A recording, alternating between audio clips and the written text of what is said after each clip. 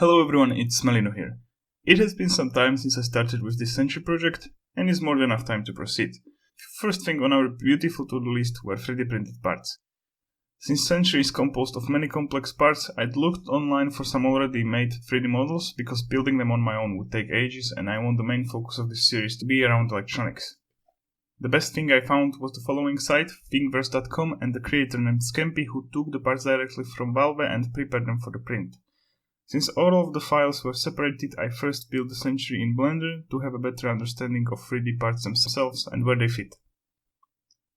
Since I will work with cables and all of that, I will need to do some adjustments that suit my needs.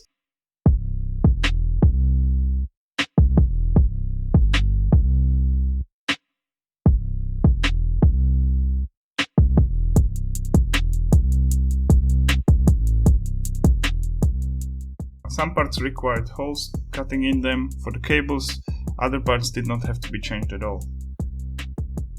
I've also increased every part by 40% to make Sentry bigger and similar to real life size. I did that because I've tried the different prints with different scales and this seemed to be like the best and most reasonable choice. The biggest part of this model was the head. It took over 30 hours to be printed and it got messed up a couple of times, which was a bit unfortunate. If you are interested about the printer I use, it's Ender free, I'll leave the link in the description. Anyway, after a few weeks I managed to get all the parts printed out and this is the result. I'm sure along the way, when some of the parts will need to be reprinted, I will have to do that. Maybe I'll find out that some of the electronics do not fit or something, we'll see. I'll try not to do that, but we'll see. Now it's time to work on the parts. First things first, we need to do a little bit of sanding.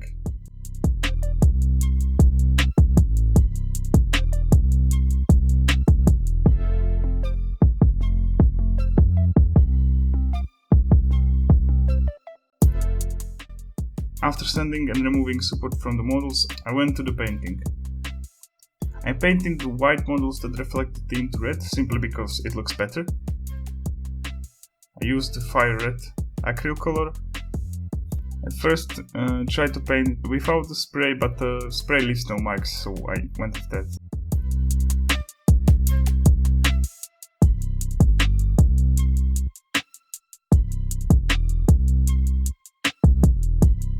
Then I took a glue gun and joined all the parts together.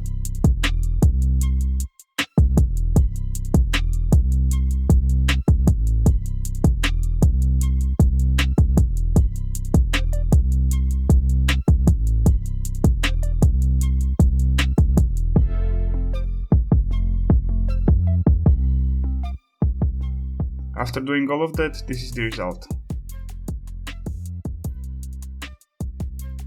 Finally, there is a standing model in my room as opposed to parts lying around themselves.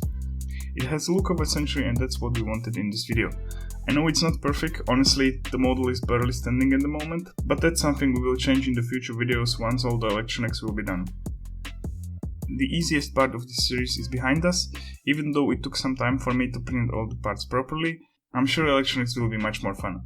In the next video we'll look into the second point, and that's the moving of the gun barrel and simulating the shooting.